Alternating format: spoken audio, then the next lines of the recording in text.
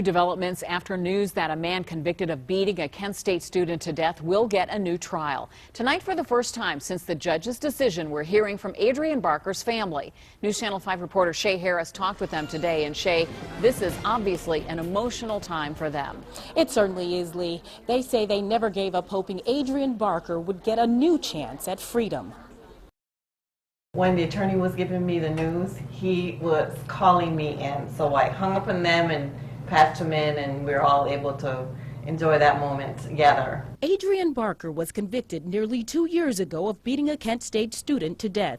An appeals court on Monday ruled the trial court made a mistake by not instructing jurors to consider lesser offenses for sentencing.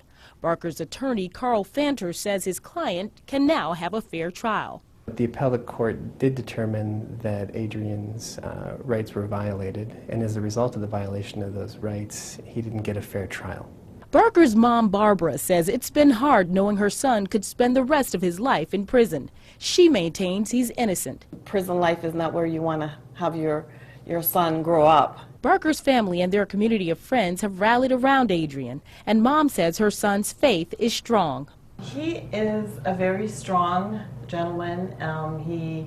I think, has reconnected with his faith as one of Jehovah's Witnesses, and there's a group there, and that in itself has helped him come through. Meanwhile, Adrian's attorney says they're evaluating their options and considering what they need in this next round of court battles. Adrian is a fine young man.